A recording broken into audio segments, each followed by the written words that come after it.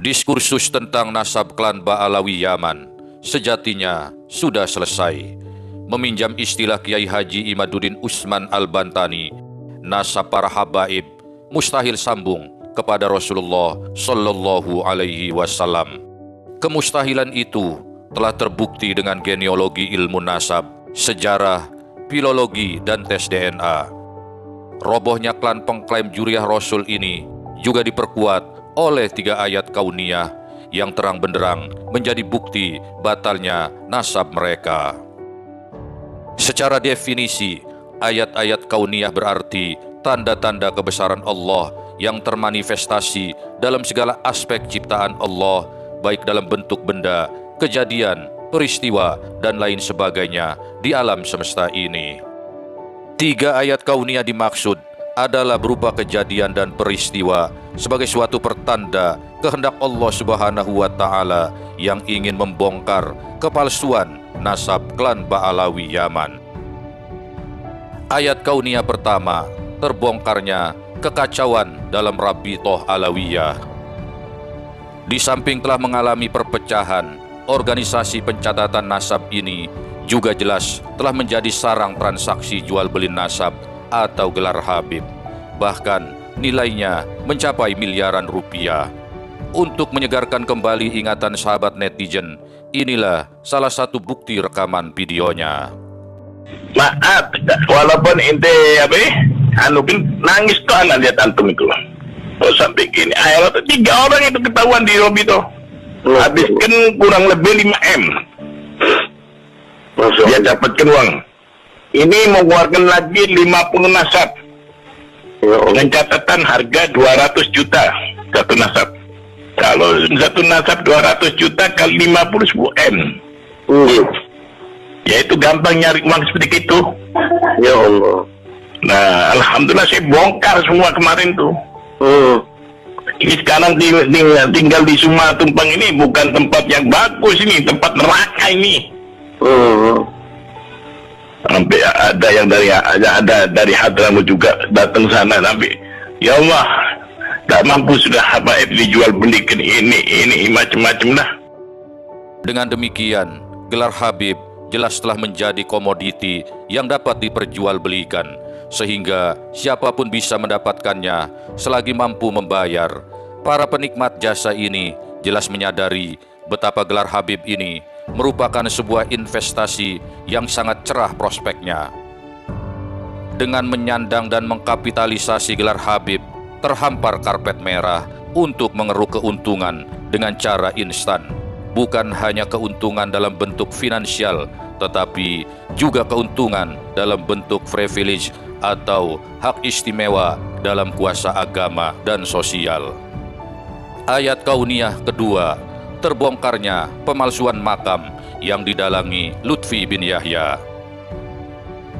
Alibi tak lagi dapat dirangkai oleh Lutfi bin Yahya ketika publik menudingnya sebagai dalang pemalsuan makam. Baik itu pemalsuan dalam arti yang tidak ada menjadi diadakan, atau makam tokoh yang sudah ada diba'alawikan. Contoh paling viral terkait pemba'alawian makam tokoh adalah terkait dengan makam KRT Sumo di Ningrat dan Pangeran Diponegoro. Bahkan Pangeran Diponegoro diperebutkan oleh 2 marga klan Ba'alawi sekaligus. Simak videonya berikut ini. Diklaimnya nasab Diponegoro beserta keturunannya oleh 2 klan Habib, Ba'abud dan bin Yahya merupakan bukti nyata bahwa mereka telah berdusta demi memuliakan golongannya dengan menisbatkan pahlawan bangsa sebagai bagian dari keluarganya. Sekali lagi, tidak ada kejahatan yang sempurna dan sudah pasti Allah akan membongkarnya. Allah telah memberikan celah dengan membuat antara Ba'abud dan bin Yahya tidak berkoordinasi terlebih dahulu dalam upaya mengklaim Diponegoro beserta keturunannya, sehingga Diponegoro beserta keturunannya seolah-olah menjadi rebutan antara Ba'abud dan juga bin Yahya. Dan kita sebagai orang awam pun akhirnya sadar bahwa klaim kaum Habib terhadap leluhur bangsa tidak lain hanyalah bentuk pendustaan terhadap sejarah yang tujuannya adalah supaya bangsa kita tetap memuliakan golongan mereka, karena menurut sejarah yang mereka palsukan, bangsa ini akhirnya bisa lepas dari penjajah berkat perjuangan dari leluhur mereka. Mengaku sebagai kaum keturunan Rasulullah, mengaku atas kecerobohannya ini, Allah menjatuhkan wibawa Lutfi bin Yahya, yakni dengan terbongkarnya kasus kejahatan kelamin yang dilakukan oleh seorang bernama Habib Toha bin Yahya. Nama Toha bin Yahya ini selalu digadang-gadang oleh Lutfi untuk menunjukkan kebesaran klan Ba'alawi Yaman, khususnya marga bin Yahya. Dugaan perselingkuhan atau perzinahan diduga terjadi di Desa Pabuaran Wetan, Kecamatan Pabuaran, Kabupaten Cirebon. Dua orang diduga pelaku yakni Habib Toha, pria beristri, dan wanita bersuami, menjadi terlapor dalam kasus ini. Ironisnya, Habib Toha dikenal sebagai tokoh agama di kawasan Cirebon Timur. Belum lagi isu Habib Toha bin Yahya, datuknya Lutfi bin Yahya, yang dalam kenyataan kekinian ternyata menjadi penjahat kelamin ini mereda. Lutfi juga disuguhi fakta yang sangat mencoreng nama baiknya. Pasca viralnya kesaksian Raja Dangdut Rhoma Irama tentang adanya seorang Habib yang berkeinginan memberinya gelar Habib, viral juga tangkapan layar status Facebook atas nama Noval Khan Syarif Al-Bandawi yang menulis bahwa ayahnya dan juga saudara-saudaranya berkali-kali ditawari gelar Habib oleh seseorang yang disebutkan sebagai Al-Habib Lutfi bin Yahya.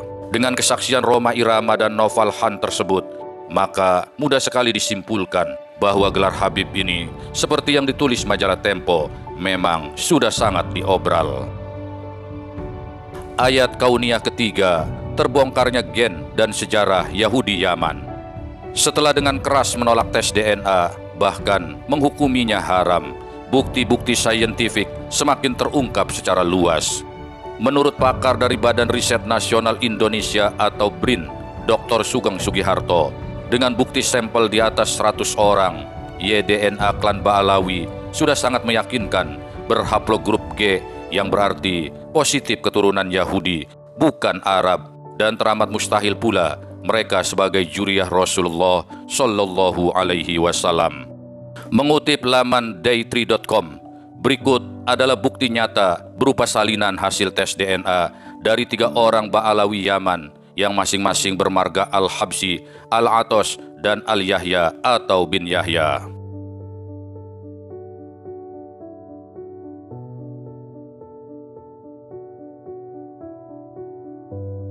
Dr. Gil Dekel di laman putismain.co.uk menulis juga artikel berjudul Origin of the Yahya Family atau asal-usul keluarga Yahya.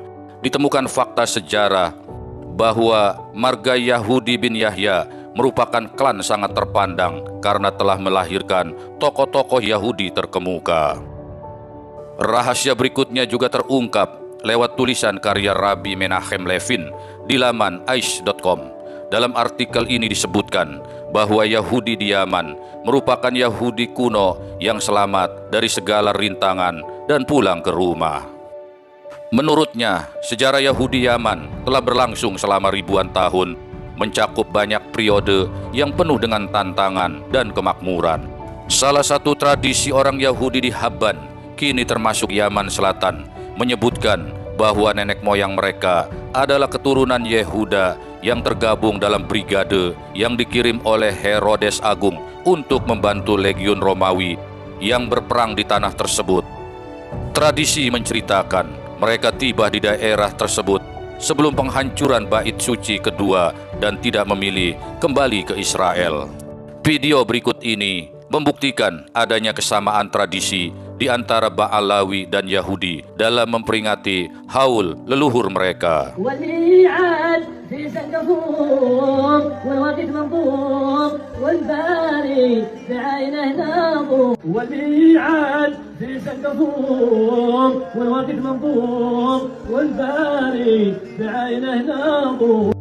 Dalam artikelnya diceritakan lebih jauh oleh Rabbi Menachem Levin bahwa bangsa Yahudi Yaman mengalami masa-masa kemakmuran sampai datang era Islam yang dibawa oleh Muhammad. Tentunya yang dimaksud adalah Nabi Muhammad Sallallahu Alaihi Wasallam. Ditegaskan Rabbi Menachem, Muhammad mengakui eksistensi Yahudi Yaman dan tidak memaksa menjadi pengikutnya, namun dengan kewajiban membayar jizyah. Selama periode awal Islam ini, Yahudi Yaman disebut sebagai Ahl Kitab atau ahli kitab yang dilindungi. Namun, keadaan kemudian berubah drastis. Penganiayaan aktif Muslim terhadap orang-orang Yahudi Yaman dimulai dengan kekuatan penuh di bawah klan Syiah Jayyidi ketika mereka berhasil merebut kekuasaan dari Muslim Sunni pada abad ke-10 Masehi. Untuk menyelamatkan diri, banyak Yahudi Yaman yang memeluk Islam meski tak tercerabut dari akar sejarah dan tradisi mereka. Sekte Jayyidi inilah yang menjadi pimpinan kelompok Houthi anti-Yahudi yang sangat fanatis yang hingga kini berkuasa di Yaman. Rabbi Menachem Levin menyebutkan bahwa lebih dari 1000 tahun lamanya Yaman di bawah pemerintahan Jayyidi yang juga menyebut dirinya sebagai keturunan Nabi Muhammad Sallallahu Alaihi Wasallam. Yang menarik, di dalam artikelnya yang terbit di laman aish.com tersebut, Rabbi Menachem Levin mengisahkan episode paling tragis kaum Yahudi Yaman yang terjadi di era pemerintahan Jayyidi. Mereka menjadi warga negara kelas 2 yang ditindas oleh pemerintah maupun oleh penduduk asli Yaman. Sampai di sini juga menarik untuk diketengahkan suatu hipotesa, apakah mungkin pada puncak era penindasan Jayyidi inilah kaum Yahudi Yaman melakukan eksodus besar-besaran ke Nusantara atau Hindia Belanda pada masa itu. Agar lebih mudah memahaminya, simak cuplikan ceramah mendiang Kiai Haji Agus Sanyoto, pakar sejarah Islam Nusantara berikut ini. Bahwa kedatangan orang-orang Arab itu ada beberapa gelombang di sini. Jadi pertama yang belakangan yang pakai gelar Sayyid itu masuk ke wilayah Nusantara termasuk di Jawa tahun 1790-an. Ya, kenapa? Karena di negeri Arab sedang terjadi pergolakan kaum Wahabi. Nah, sebagian di antara para sayyid dari Hijaz, dari wilayah sekitar Mekah, itu sebagian masuk ke daerah Surakarta. Kemudian oleh Sultan Hamengkubuwono II ditampung, ditolong, dikasih tanah untuk tinggal di situ dan kawin dengan perempuan pribumi. Wilayah tanah untuk para sayyid inilah yang di daerah Jogja sekarang dikenal dengan nama Kampung Sayyidan. Para sayyid inilah yang nanti ikut perang mendukung pemberontakan Sultan Hamengkubuwono II. Sultan Hamengkubuwono II ini kakeknya Pangeran Diponegoro.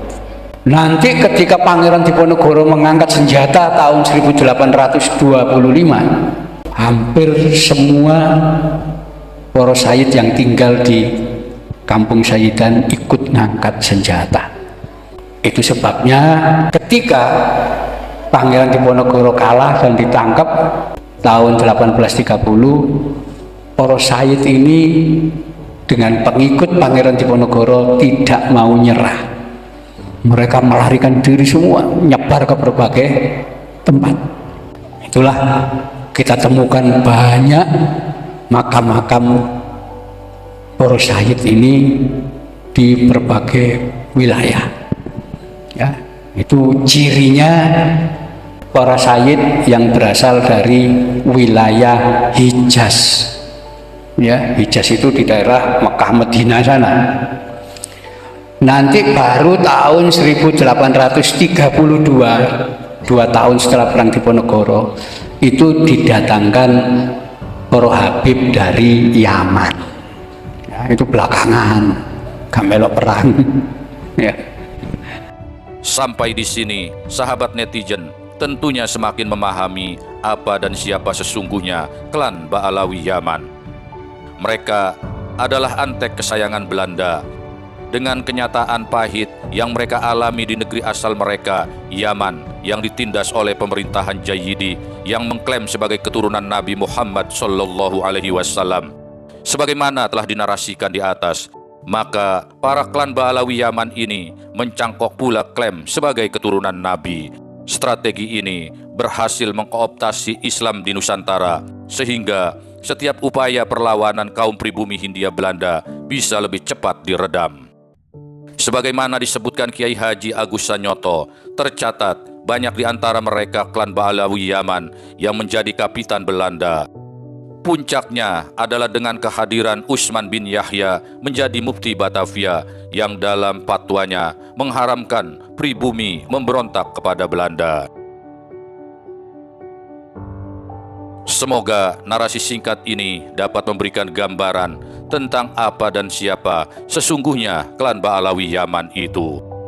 Keberadaan generasi klan Ba'alawi Yaman yang ada saat ini sudah semakin nyata melakukan kejahatan yang luar biasa, memalsukan sejarah Nusantara, pemalsuan makam, dan membuat banyak dongeng tentang datuk mereka demi menipu dan mengkooptasi umat muslim di Nusantara ini. Mereka juga memprovokasi umat untuk melawan kepada pemerintahan yang sah. Maka oleh karena itulah, kewaspadaan sejak dini harus tetap kita persiapkan secara lebih baik. Mari kita persolid persatuan dan kesatuan. NKRI harga mati. Terima kasih telah membangun, menjaga, dan merawat channel ini dengan menekan tombol like dan subscribe. Tinggalkan atensi di kolom komentar. Sampai jumpa.